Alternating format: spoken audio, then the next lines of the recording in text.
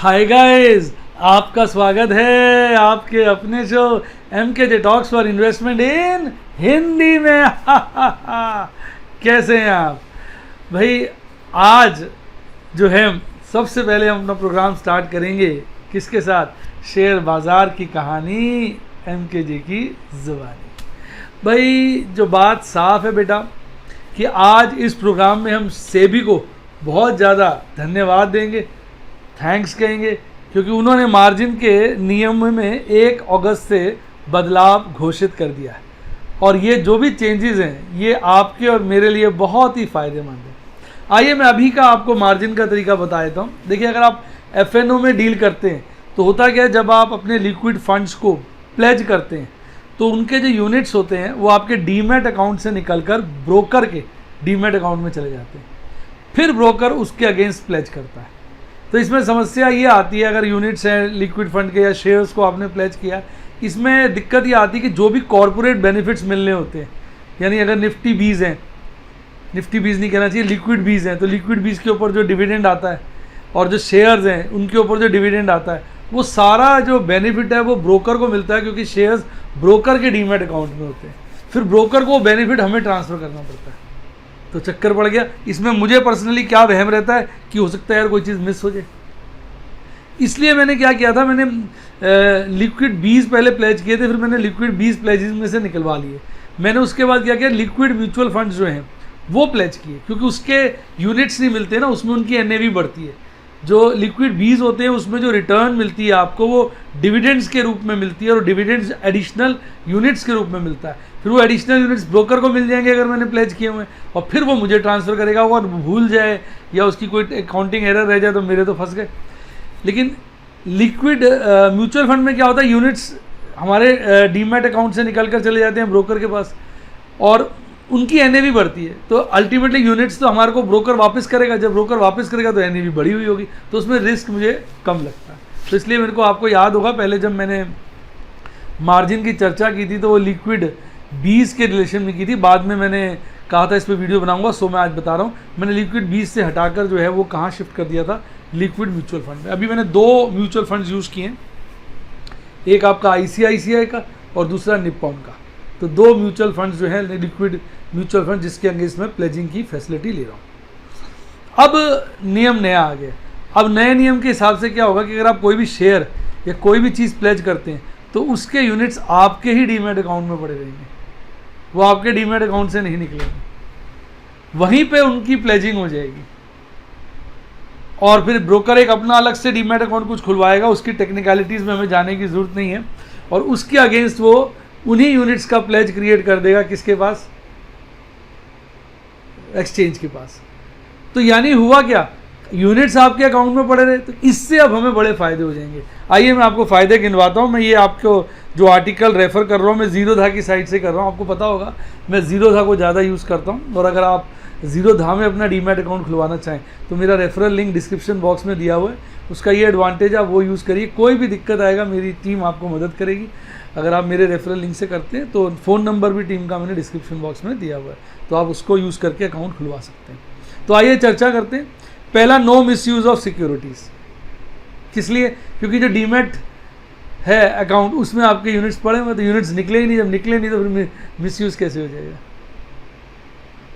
तो ये सबसे बड़ा बेनिफिट है। दूसरा, कॉर्पोरेट एक्शन जो मैंने बताया, भी कल को कोई भी आपको डिविडेंड मिलता है, राइट्स मिलता है, बोनस मिलता है, वो सीधा आपको मिलेगा। नहीं तो पहले क्या होता था, ब्रोकर को मिलता था, ब्रोकर आपको देता था, लंबा प्रोसीजर हो जाता था। तो बढ़िया हो गया, अब तो सीधा आपको मिलेगा, आपके अकाउंट में आएगा। तो इससे क्या होगा, कोई भी चीज़ मिस होने का खतरा नहीं बना रहेगा, सब चीज़ ट्रांसपेरेंट रहेगी। इसलिए मैंने स्टॉक्स ना प्लेज नहीं किए थे, मैं सिर्फ लिक्विड म्यूचुअल फंड ही किए, जैसे मैंने बताया। उसमें मुझे लगा कि ऐसी कोई चीज़ नहीं जिसका धोखा हो, लेकिन अब तो मैं भी बड़े मज़े से कुछ भी प्लेज कर सकता हूँ। ठीक है, तो ये बात को समझिए। तीसरा, पहले क्या होता था, बहुत सारे ब्रोकर्स ना पर्टिकुलर चीज़ों को प्लेजिंग ही अलाउ नहीं करते थे। उनको लगता था पहले ये हम अपने अकाउंट में ट्रांसफ़र करें, फिर इसका कॉर्पोरेट बेनिफिट हमको मिलेगा, फिर हम कस्टमर को दें, तो उनके लिए भी तो काम बढ़ जाता था, तो वो पसंद ही नहीं करते थे। लेकिन अब चूंकि जो प्लेज यूनिट्स है हमारे ही डीमैट अकाउंट में पड़ जाएंगे, क्लाइंट के ही डीमैट अकाउंट में पड़ जाएंगे, तो कोई दिक्कत ही नहीं है, ब्रोकर के लिए भी सुविधा हो गई। तो अब वो सभी तरह की उम्मीद करते हैं कि ब्रोकर जो भी अप्रूव्ड सिक्योरिटी है सब में प्लेजिंग की सुविधा देगा, ऐसा लगता है।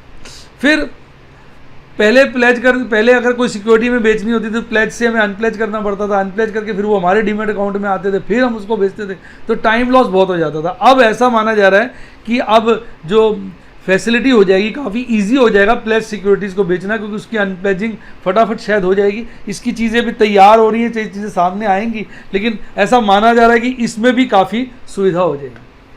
अच्छा, कुछ प्लेजिंग को लेकर ना ये जो नियम आए हैं ये बहुत अच्छे हैं, तो इसके लिए मैं सेबी को दिल से थैंक यू कहना चाहूँगा। उम्मीद करता हूँ आपको नए जो रूल्स आए हैं उनकी समझ में आ गई होगी, और आपको भी लग रहा होगा कि इसका धन्यवाद हमें सेबी को करना चाहिए। अगर आप मेरी बात से सहमत हैं तो वीडियो को लाइक करिए और नीचे अपना कमेंट दीजिए कि आपको ये परिवर्तन कैसा लगा, आप ये ज़रूर बताइए। आइए बात करते हैं एमकेजे स्टॉक टॉक्स की। आज एमकेजे स्टॉक टॉक्स में हम बात करेंगे जी की। अरे भाई अरे भाई अरे भाई, जी ने तो कमाल कर दिया यार, कमाल कर दिया। मतलब वो कमाल करा जिससे दिल दुख गया। इतना ज़बरदस्त लॉस डिक्लेयर किया है यार, जिसकी किसी ने कल्पना भी नहीं की थी। जी एंटरटेनमेंट लिमिटेड ने जो लॉस डिक्लेयर किया है साहब, वो किया है 765 करोड़ का। इतना भारी लॉस। आइए आपके सामने जी एंटरटेनमेंट के क्वार्टरली रिजल्ट्स आ गए हैं। कंपनी का पूरा नाम है जी एंटरटेनमेंट लिमिटेड। भाई इस क्वार्टर में कंपनी ने जो है 765 यानी 768 कह लीजिए करोड़ का लॉस डिक्लेयर किया है, जबकि इसी क्वार्टर में पिछले साल लगभग 300 करोड़ का प्रॉफिट डिक्लेयर किया था। अगर हम ऑपरेटिंग रेवेन्यू की बात करें तो जी के ऑपरेटिंग रेवेन्यू लगभग 3.5% 3.5% से गिर गए। लास्ट ईयर ये 2000 से ऊपर थे और इस वक्त ये 2000 से खासे नीचे हो गए, अराउंड 1950 करोड़ के प्रॉफिट। कारण यही माना जा रहा है कि जो मैक्रो इकोनॉमिक इन्वायरमेंट है और कोविड के चलते जो समस्याएं आई हैं, इससे जी के ऑपरेटिंग रेवेन्यू पे भारी फर्क पड़ा है। जी को अपने एडवर्टीजमेंट रेवेन्यू में भी खासा लॉस देखने को मिला है, पर ये जो लॉस है ये उसका ऑफसेट हो गया है। रीज़न जी का, जैसे एक आपको पता होगा जी के काफ़ी सारे पेड चैनल है, जील करके आता है ZEEL, इस तरह से बहुत सारे पेड चैनल्स हैं। अब वो उन्होंने सब्सक्रिप्शन का रेवेन्यू मॉडल चेंज कर दिया, तो लोगों से काफ़ी सब्सक्रिप्शन मिलने लगा है। तो उससे क्या हुआ, जो एडवर्टीजमेंट का लॉस था वो सब्सक्रिप्शन के रेवेन्यू से ऑफसेट हो गया। अगर हम बात करें इबिटिडा की, तो जी ने इस बार जो इबिटिडा डिक्लेयर किया है वो 289 करोड़ का लॉस डिक्लेयर किया है, जबकि इसी क्वार्टर में पिछले साल 568 करोड़ का प्रॉफिट डिक्लेयर किया था इबिटिडा का। तो देखिए कितना ज़्यादा फर्क आ गया। हाँ, ये अलग बात है कि इस क्वार्टर में उन्होंने एक वन टाइम लॉस दिखाया। अगर वो वन टाइम लॉस ना दिखाते तो उनका जो ऑपरेटिंग प्रॉफिट होता इस क्वार्टर का वो अराउंड 319 करोड़ का होता। और देखने वाली बात यह है कि जो जी के जो टोटल एक्सपेंडिचर हैं वो लगभग 54% से बढ़ गए, और इसके पीछे रीज़न मेन ये है कि जो 18.3% जो कॉस्ट में इंक्रीज़ आई है वो प्रोग्रामिंग कॉस्ट की वजह से आई है।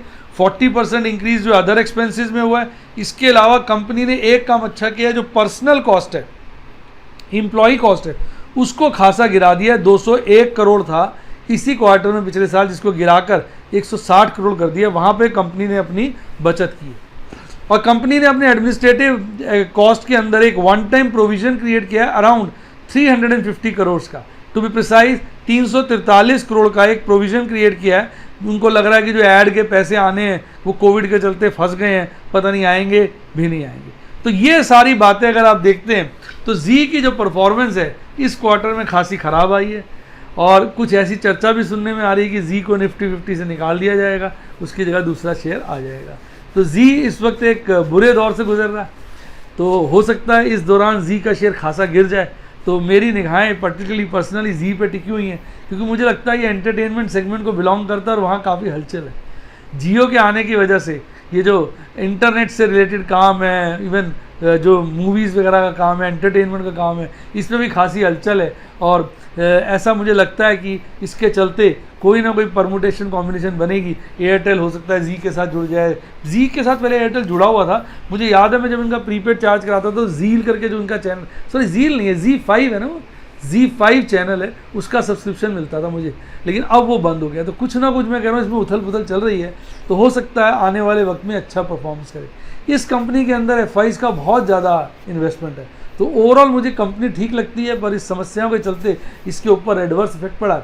तो मैं देख रहा हूँ ताक में लोग बना हुआ, इसका भाव अगर अच्छा नीचे में जाता है तो शायद मैं कुछ एक्यूमुलेट करूँ। लेकिन सदा ध्यान रखिए, जब भी शेयर बाज़ार में हम काम करते हैं रिस्क होता है, उतना ही रिस्क, उतना ही पैसा एक स्क्रिप्ट में लगाना चाहिए जिसको हम तसल्ली से अफोर्ड कर सकें, हमें पैनिक ना हो, हमें परेशानी ना हो। जैसा कि आपको याद होगा कल की वीडियो में मैंने बताया था किस वजह से लोगों को बहुत ज़्यादा नुकसान होता है। आइए अब करते हैं शेयर बाज़ार का वीकली रिव्यू। सबसे पहले टेक्निकल चार्ट देखिए। अगर हम weekly technical chart, candlestick chart देखें तो हम देखेंगे कैंडल्स लगातार बड़ी बड़ी बड़ी बड़ी बड़ी बनती जा रही है, अच्छी ग्रीन बन रही है। और अगर आप देखेंगे एक पूरा वी बन गया रिकवरी का। आप देखेंगे मैं आपको जो चार्ट में दिखा रहा हूँ, पुराना से दिखा रहा हूँ किस तरह से जो हमारा चार्ट है 12,000 के ऊपर से लेवल से गिरता गिरता गिरता गिरता 7,511 के लेवल पे आया था, और फिर बढ़ता बढ़ता अब 11,200-300 के लेवल के आसपास पहुंच गया। तो अगर हम इस हफ्ते की कैंडल देखें, ध्यान से देखिए, हल्का सा गैप रह गया है इस हफ्ते की कैंडल में और पिछले हफ्ते की कैंडल में, बहुत बारीक गैप है। तो MKJ गैप फिलिंग थ्योरी की माने तो ये गैप सूनर और लेटर फिल होना चाहिए। बहुत ध्यान से देखिए तो आपको नजर आएगा, मैं बड़ा करके देख रहा हूँ, हल्का सा गैप रह गया। अगर आप देखें तो ये गैप है जो हमारे मन में उम्मीद पैदा कर रहा है कि शायद बाजार गिरे और इस गैप को फिल करे, और जो लोग गिरावट में बस शेयर खरीदना चाहते हैं उनको शायद मौका मिले। तो बाकी कैंडल को अगर आप देखेंगे तो कैंडल बहुत स्ट्रांग है, हरी कैंडल बनी है, पिछली कैंडल से ऊपर बनी है, बोलिंजर बैंड के अपर सर्किट के अपर बैंड के पास बनी है, 50 वीक और 200 वीक EM में दोनों से ऊपर बनी है। तो कैंडलस्टिक चार्ट की बात कर लीजिए, EMA की बात कर लीजिए, बोलिंजर बैंड की बात कर लीजिए, वीकली चार्ट पे हमारा बाजार स्ट्रॉन्ग स्ट्रॉन्ग स्ट्रॉन्ग, यानी दूसरे शब्दों में बुलिश बुलिश बुलिश है। अभी गिरावट के आसार उसमें कम नज़र आ रहे हैं, बस वो एक गैप जो रह गया वो हमारे मन में आशा जगा रहा है कि सूनर लेटर गैप फिल हो सकता है। अगर आप ध्यान से देखेंगे ना, इसी लेवल के आसपास पीछे देखिए आप, इसके पैरेलली जो लाल कैंडल्स देखेंगे दो, उसमें भी गैप क्रिएट हुआ था। ध्यान से देखिए, आपको नज़र आ जाएगा। मैंने उस दूसरे इसी लेवल के पीछे देखिए आप, जो दो कैंडल्स लाल बनी हुई हैं, मार्च और अप्रैल के बीच, मार्च के और अप्रैल के ऊपर बनी हुई है, उनमें भी गैप रह गया था। वो गैप अब फिल हुआ है, देखिए कितने समय बाद फिल हुआ है। तो गैप फिल जरूर होता है। तो ये गैप गिरावट वाला है, इसके लिए ज़्यादा उत्तेजना रहती है। तेज़ी वाला तो मान के चलते हैं सूनर लेटर तेज़ी आएगी तो फिल हो जाएगा। मंदी वाले गैप का मन में डाउट रहता है, भय रहता है ये फिल होगा कि नहीं होगा। तो अब ये बाजार गिर के ही इस गैप को फिल कर सकता है। देखते हैं ये गैप कब फिल होता है, आप भी याद रखिएगा, मैं भी याद रखूँगा। MACD चार्ट पे देखें तो बाजार बहुत गर्म है, बहुत ज़्यादा गैप लगातार सिग्नल लाइन का और MACD लाइन का बढ़ता जा रहा है। पॉजिटिव साइड पे बुलिश बुलिश बुलिश, आप देखिए कितना ज़बरदस्त चार्ट बुलिशनेस हमारे को दिखा रहा है। तो कहीं ना कहीं बाजार में बहुत गर्माहट है। MACD चार्ट यही कह रहा है। RSI की बात करें तो RSI 60 क्रॉस कर चुका है। तो RSI पे भी हमारा बाजार काफ़ी गर्म है। 70 और 80 के बीच में जब RSI आ जाता है तो हम कहते हैं ओवरबॉट जोन में आ गया है। अब बाजार ने काफ़ी तेज़ी पकड़ ली है तो इसको गिरना चाहिए, लेकिन अभी वो 70 तो आया नहीं है। तो अगर RSI की बात करें, मजबूती बनाए हुए है, गिर के शायद फिर मजबूत हो। लगता है अभी बाजार कुछ समय, वीकली चार्ट की बात करें तो आने वाले हफ्तों में बाजार को मजबूत ही रहना चाहिए। आइए अब बात करते हैं आपके अपने ऑप्शन चेन एनालिसिस की। देखिए वीकली ऑप्शन चेन एनालिसिस में आपके लिए ले आया हूँ। पहले बात करते हैं कॉल के ओपन इंटरेस्ट की। लगातार आप देखेंगे पाँचों दिन जो हाईएस्ट कॉल का ओपन इंटरेस्ट रहा है वो 11,500 पे रहा है। और ध्यान से देखिए ओपन इंटरेस्ट को, हर रोज ओपन इंटरेस्ट बढ़ रहा है। तो 11,500 एक बहुत बड़ा रेसिस्टेंस का लेवल है। बाजार लगता नहीं है 11,500 काटेगा हमारी एक्सपायरी पे। अब एक्सपायरी तो इस हफ्ते हो ही जाएगी। और अगर आप सेकंड हाईएस्ट ओपन इंटरेस्ट देखें कॉल का, वो लगातार 11,000 पे बना हुआ था और आप देखेंगे 11,000 पे कम होता जा रहा था। और फ्राइडे को वो 11,000 के लेवल को छोड़कर 11,200 के लेवल पर चला गया। तो 11,200 पे इस वक्त हमारा सेकंड हाईएस्ट ओपन इंटरेस्ट है, जो इस बात को कंफर्म करता है कि बाजार ऊपर के लेवल पे मजबूत है। कहीं ना कहीं बाजार जो है 11,200 के आसपास ही क्लोज होगा, ऐसा इस महीने की एक्सपायरी का लगता है। बात करते हैं पुट के ओपन इंटरेस्ट की। पुट का ओपन इंटरेस्ट पहले 4 दिन मंडे से लेकर थर्सडे तक हाईएस्ट रहा 10,000 पे, लेकिन 5वें दिन यानी फ्राइडे को बदल गया और 11,000 पे चला गया। अगर आप 10,000 के लेवल पे देखेंगे तो उस पर बढ़ ही रहा था हमारा ओपन इंटरेस्ट, ऑल्दो स्लोली बढ़ रहा था, और 11,000 के लेवल पे वो तेजी से बढ़ रहा था और फ्राइडे को कमाल हो गया। अब फ्राइडे की बात को माने तो बहुत बड़ी सपोर्ट आ गई है 11,000 के लेवल पर। तो यानी इस हफ्ते की जो सपोर्ट है मजबूत वो 11,000 पे और बहुत मजबूत सपोर्ट 11,500 पे है। तो ये हफ्ता डेफिनेटली 11,000 और 11,500 के बीच बंद होता नजर आ रहा है, अराउंड 11,200 के आसपास, ऐसा चार्ट से प्रतीत हो रहा है। अब अगर हम बात करें सेकंड हाईएस्ट ओपन इंटरेस्ट की, वो पहले 2 दिन तो बना रहा 10,500 पर, फिर बढ़कर चला गया 11,000 पर और फिर अब गिरकर चला गया 11,000 से 10,000 के ऊपर, क्योंकि 11,000 बन गया फर्स्ट जो है ओपन इंटरेस्ट किसका, पुट का। अब बात करते हैं थ्योरी ऑफ मैक्सिमम पेन की। भाई थ्योरी ऑफ मैक्सिमम पेन लगातार जो हाई मैक्सिमम पेन था वो हम 10,000 के लेवल पे देखा करते थे, पर ट्यूसडे से स्थिति बदल गई, वो 10,000 से हटके 11,000 पे चला गया। सेकंड हाईएस्ट ऑल्दो बना रहा 10,000 पर, लेकिन अब फ्राइडे को तो वो भी 10,000 से हटके 11,500 पे चला गया। तो इस वक्त हाईएस्ट 11,000 पे है मैं पेन और सेकंड हाईएस्ट 11,500 पे, जो इस बात का फिर से क्लियर इंडिकेशन दे रहा है कि बाजार 11,000 के लपेटे में क्लोज होना चाहिए इस मंथ की expiry with an upward bias. Upward bias का मतलब ये हो गया 11,000 के ऊपर ही हमें क्लोजिंग होती नजर आ रही है। अगर बाकी 4 दिन बचे हुए साहब, थर्सडे की है क्लोजिंग, इन 4 दिन में कोई अचंबा होना हो, कोई पंगा होना हो तो क्या कह सकते हैं, वो हमें 4 दिन के बाद ही पता चलेगा। आइए बात करते हैं पुट कॉल रेशियो की। पुट कॉल रेशियो को अगर देखें हम तो इंडेक्स लेवल पे बात करें तो बीच में पुट कॉल रेशियो बढ़ा 1 के आसपास चला गया फ्राइडे को, तो लगा भाई न्यूट्रल से ऊपर हो गया बाजार, थोड़ा सा बेयरिशनेस की तरफ बढ़ने की कोशिश कर रहा है, पर टिक नहीं पाया, उसके वापस 1 के नीचे आ गया। 1 पर अगर पुट कॉल रेशियो होता है तो हम कहते हैं न्यूट्रल है, 1 से खासा नीचे हो तो बुलिश है, 1 से खासा ऊपर हो तो बेयरिश है। तो भाई इस वक्त तो ये न्यूट्रल ही है टुवर्ड्स बुलिश बायसनेस, लेकिन स्टॉक ऑप्शन की बात करें तो बुलिश ही बुलिश नजर आ रहे हैं, हाफ से भी नीचे है। और अगर हम टोटल की बात करें यानी इंडेक्स और स्टॉक मिलाकर तो भी वो 1 से नीचे ही है, और तो हम यही कहेंगे न्यूट्रल है विद बुलिश बायसनेस। आइए बात करते हैं आपके प्यारे राज दुलारे एफआईज डीआईज की। भाई ये हफ्ता कमाल का था, एफआईज ने 5 दिन खरीदारी करी है, 5 दिन खरीदारी करी आप देखिए, और डीआईज ने 5 दिन बिकवाली करी है। कमाल की बात, दोनों भाई बिल्कुल विपरीत, कहते हैं ना, एक गोरा एक काला, एक लंबा एक छोटा, एक मोटा एक पतला, बिल्कुल विपरीत जुड़वा भाई, पर देखने में अलग। कुल मिला के एफआईज ने इस हफ्ते लगभग 7,791 करोड़ की बाइंग करी नेट में, और डीआईज की बात करें तो अराउंड 5,300 करोड़ 5,323 करोड़ की नेट बिकवाली करी। इसको जोड़ दिया जाए तो कुल मिला के अराउंड 2,500 करोड़ की नेट खरीदारी नजर आई, यानी 2,468 करोड़ की दोनों भाइयों ने मिलकर नेट में खरीदारी करी, परचेज करी। तो ओवरऑल बाजार में परचेजी का भाइयों का माहौल बना रहा, जिसके चलते बाजार तेज रहा। तो ये था बाजार आने वाले हफ्ते के लिए थोड़ा सा विश्लेषण। आने वाला हफ्ता अब हमें यही लग रहा है 11,000 और 11,500 के बीच बंद होना चाहिए, अनलेस कोई कहते हैं ना बहुत अनएक्सपेक्टेड सी बात ना हो जाए। बाजार की एक्सपेक्टेशन यही बता रही है बाजार गर्म है, गिरेगा नहीं, 11,500 से ऊपर नहीं जाना चाहिए, 11,000 से नीचे नहीं जाना चाहिए। तो ये एक्सपेक्टेशन हमें इस हफ्ते की लग रही है, और ये हफ्ता बड़ा इंपॉर्टेंट है, एक्सपायरी का हफ्ता है। पर स्टॉक लेवल पे काफ़ी वेरिएशन आ सकता है, क्योंकि स्टॉक और इंडेक्स की बात अलग अलग है। स्टॉक पे वोलैटिलिटी इंडेक्स के मुकाबले ज़्यादा होती है। स्टॉक में ऑपरेटर्स पोजीशन ऊपर नीचे करते हैं ताकि वो इन्वेस्टर्स को घेर सकें, कभी सेलर्स को घेर लेते हैं ऑप्शन के, कभी बायर्स को घेर लेते हैं। ये उनका षड्यंत्र जो है लगातार चलता रहता है। तो उम्मीद करता हूँ वीडियो का मज़ा आया होगा। वीडियो का मज़ा आया तो वीडियो को लाइक करिए, अपने दोस्तों के साथ शेयर करिए और मेरे चैनल को सब्सक्राइब करिए। इसके अलावा अगर आप मेरे यूट्यूब के मेंबर बनना चाहें तो सब्सक्राइब के साथ ज्वाइन बटन है दबा दीजिए। Silver, gold, diamond, platinum member बन सकते हैं। सबके पर्क्स क्लियरली नजर आएंगे। मेन बात प्लेटिनम में, उसमें ऑप्शंस के बेहतरीन ट्रेड। फ्राइडे को 5 ट्रेड किए थे मैंने, 5 शेयर किए थे। एक ट्रेड पे तो लोग बड़े अचंभित थे कि सर आपने ये वाली पुट इतनी महंगी कैसे बेच दी, ये कैसे बिक गई, ये रेट ही नहीं आ रहा। बस हो जाता है। इसके अलावा अगर आप स्क्रिप्ट्स में करना, आजकल मैंने MKJ स्विंग ट्रेडिंग एक स्क्रिप्ट में स्टार्ट करी है।